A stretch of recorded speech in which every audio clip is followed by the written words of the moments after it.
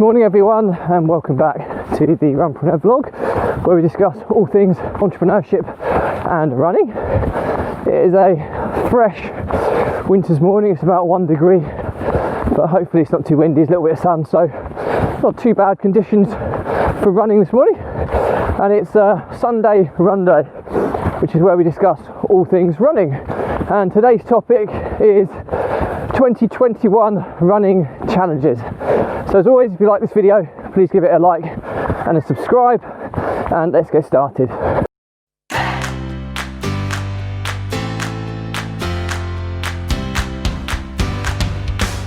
So 2021 running challenges. Now I have to confess, I haven't given this too much thought before doing this episode today, pure and simply that it's very difficult to plan too much in terms of challenges for running if they're revolving around the race calendar. And obviously we're back in getting close to national lockdown. I think the vast majority of the country is in tier 4 at this moment in time. We don't know how long for. So are the spring marathon events going to go ahead? You know, are we going to have more events in the summer, or even the kind of autumn events going to go ahead? We don't know. So it's quite difficult to plan. So my plans this year are going to be, I think you have to have a lot of contingencies, because last year was pretty demoralising for a lot of runners, that they've trained so hard to do real London Marathon or a real big event, and then it's been cancelled or turned into a virtual event, which, okay, virtual's better than nothing, but it's just not the same buzz of going and actually doing a proper event as doing something virtually on the routes that you run all the time. It's not the same. So I've had a little bit of a think about this, and I'm going to try not to be too specific around events, because I don't think you can in the current climate. So I am registered for London Marathon in October this year. So if all things go well, I'll be running that event. I'll be planning on doing it for another world record. I've got this bee in my bonnet now about trying to get as many world records as a runner as possible. So I'm not sure what that world record's going to be just yet, but I'll certainly be, if that goes ahead. Guys, there's a car coming, so just pull over to the side. You right there, stay there, darling.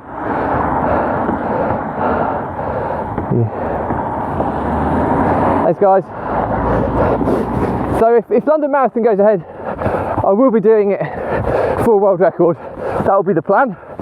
If it doesn't, I'll have to do another self-adjudicated marathon plan. So that will be kind of October planned. The other thing that I've looked at as well is, obviously I've got my record as the fastest male marathon runner dressed as a ninja, and well, it's a bit of a Mickey Mouse one, but I am pretty proud of it because it's still a world record. And when I looked into this a bit more, there is an actual world record holder for the fastest male marathon runner male half marathon runner. Just go past this guy. Morning. Morning. There is a record for the fastest male half marathon runner dressed as a ninja, and the record is 1 hour 55. So I'll probably have a go at that one this year as well, pure and simply that if I'm the fastest male marathon runner dressed as a ninja, I should surely be the fastest half marathon one as well. So that'll be one that I'll probably go for. And I'm registered for my local half marathon, which is an amazing event, the Cambridge Half. That's been put back to October as well, so I'll probably try and hit that as well for a separate world record attempt in October. But again, if for whatever reason that doesn't go ahead, I'll look to self-adjudicate. But the record of 1 hour 55, I think, I can't try to remember my half marathon time. I think I'm low 130s as a PB, 1 hour 30, so something around that, a little bit more than that, 1 hour 30 something, I can't remember off the top of my head, but it's low 1 hour 30, so 1 hour 55 on the basis that I pretty much run to that pace when I broke the world record for the marathon. I should have it in my legs, hopefully in my calves as well, to do the half marathon within that time limit. So there's a couple that I'll definitely be going for, based around running events, but as I've said, as a contingency, if they don't go ahead for whatever reason, I'll be self-adjudicating again.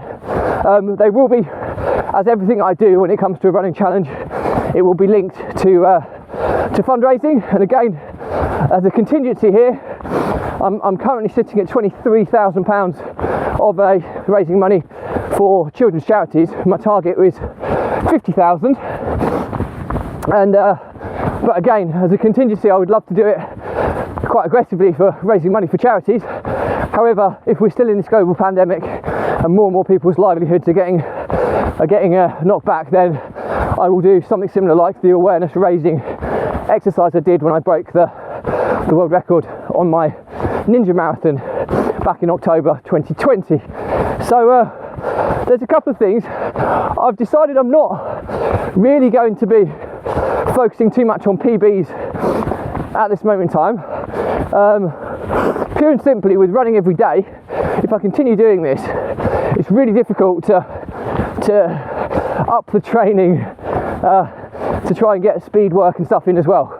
So PBs are parked at this moment in time, and I'm more kind of motivated by the more kind of crazy running challenges like the world records, and I also want to do I certainly want to be able to do an ultra. Now I am a barefoot marathon runner, and I'm sticking with the barefoot style. I want to be a barefoot ultra marathon runner as well, so I'll be looking to do at least a 30 miler over the course of the next 12 months. I don't know what capacity that will be in, whether there's different types of events that are running. One of my good friends and running coach, Neil Marsh, is doing the Hope Alive tour on his own. Now, I've done this as part of a relay team, which is I think it's 327 miles that you kind of run in a relay with kind of 9 other people, and I did that, and I clocked up 100 miles in 3 days, and that was it last year? Was it last year or the year before? I can't remember. Maybe a couple of years back, 2019, I think that was. And Neil Marsh is actually trying to do it himself. So that's 327 miles, all by himself, running from Hull to Liverpool to Nottingham, back to Cambridge, and he's doing that over a week. So I think it works out at about 40 some odd miles a day. So I might scoot along and do perhaps the last leg of that with him, possibly. I haven't spoken to him about this yet, but I'll try and give him some support somewhere on one of the legs, that's for sure. So that could be where I get my kind of ultra in. Other than that, I'd like to do some more kind of scenic events, because if I'm continuing to do this vlog, which it looks likely that I will be, then I'll be looking at trying to get some good picturesque running scenes to kind of run in. Obviously my running challenges now are also linked to the vlog, so I'll also be looking to do some more interviews, and I'll probably try and interview some decent level runners to try and get into their minds about how they become as good as they are, and that side of things as well. So I'll be looking to do that a little bit more. I've got to finish this running challenge I'm currently under. I think I'm on episode 216 today of 365 that I committed to as a first milestone. So I finish on at the end of May.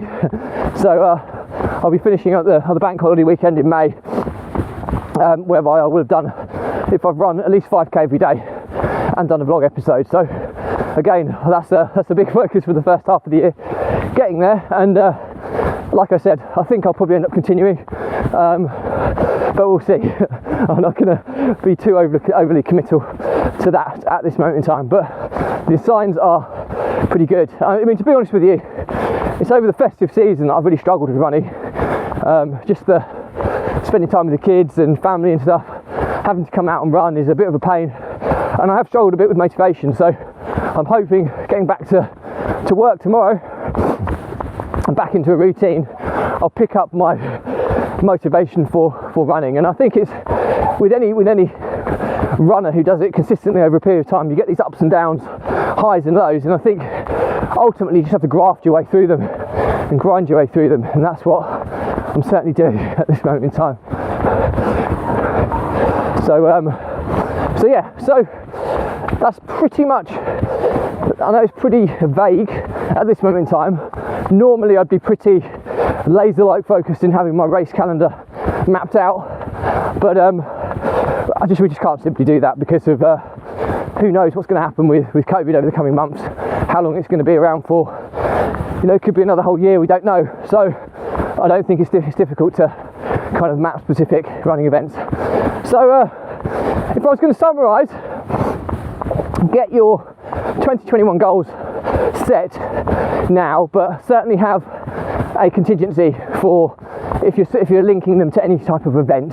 So if that event doesn't happen, how are you going to still complete that challenge if that doesn't happen? So have a think about that. Give yourself a little bit of wriggle room for manoeuvring and keeping your challenges dynamic for the coming year, because like I said, it's going to be an unpredictable one in terms of whether actual events are going to go ahead or not. But I think challenges are super important because they do give you that motivation. Even talking today about these things, it's kind of giving me a new zest for running again, and it's like making me think about kind of some of the cool world record attempts, ultras I can try and get involved in, and it gives me something to kind of focus on to keep going. Just going past a couple more people here. Say good morning. Morning guys. So it's a couple of ladies from the running club, which is motivating, seeing people out on a nice fresh morning like today. So that's pretty much it for me today anyway. Sorry it's been a little bit vague, but I have been dead set in that I'm going to be going for at least 2 world records. Both of them look like they're going to be in October if they're linked to races. I'll probably do a third in the spring as well. But I'll firm these things up over the coming weeks when I start sitting down and actually putting the plans into place. Well, I've got the kind of loose plans in place, but when I start actually putting the timeline of events into play, all the marketing that kind of goes with it and all that sort of stuff as well. So that's kind of where I am.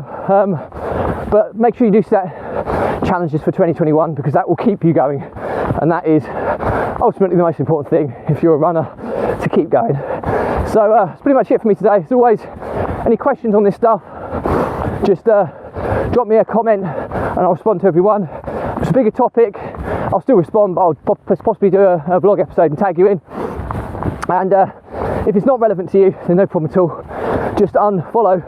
If you don't have to unfriend, you can just unfollow and it'll stop cluttering up your social feeds. But before you do go, make sure you subscribe to the Runpreneur YouTube channel, whereby all of these episodes are catalogued nice and neatly by playlist. I do a different topic each day, so if this one's not relevant, then hopefully one of the others will be. So please check that out.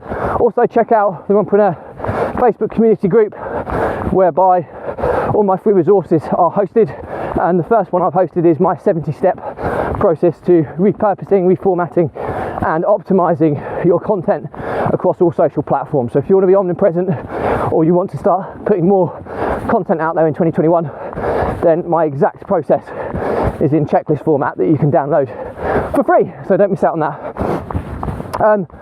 All that's left to say then is the Runpreneur blog was set up to help entrepreneurs, business owners overcome the emotions of stress, anxiety and overwhelm by using exercise, and in my case running, as a release valve or a release mechanism to kind of control and manage these emotions so that you can thrive and move on to bigger and better things. It can often be the difference between success and failure, how well an entrepreneur deals with these emotions, because every single entrepreneur and business owner experiences them. The ones that do it well and have their own release mechanism can keep clarity of what they're doing. They can keep control. They have a way to release the stress and the overwhelm, which avoids them getting anxious, and ultimately they'll move on to bigger and better things. If you don't have this release mechanism in place, then quite often the pressure builds up and up and up and up, and then something breaks. And it's usually the business owner or the business that will actually break down. And either or can often be terminal to the likelihood of that business lasting the test of time. So my pledge is that I've been there. I've lost multiple businesses because of these reasons. I've lost business partners. I've almost been bankrupt because of them. And I finally feel that I've now got this kind of routine to my life that enables me to deal with this stuff far more effectively, and as a result I'm more in control, I've got more clarity, and I've got more exciting opportunities on now than I've ever had before. So my offer to you guys is there's no catch here whatsoever, no sale, no nothing. If you are someone struggling with entrepreneurial pride and you're frozen, you feel you've got no one to talk to, sometimes talking to a stranger is easiest. So reach out, drop me a message. Some entrepreneurs have done this already, and hopefully I've helped them overcome these challenges. And we'll jump on a quick call, and like I say, there's no catch. I'll just try and give you a few tips and a bit of advice to hopefully steer you back on the pathway to wherever your destination goal is. So that's it for me today. As always, if you like this episode, please give it a like and a subscribe. If you want to see similar content, please check out the playlist link below. And as always, I'll leave you with stay positive, stay happy, and I'll see you tomorrow.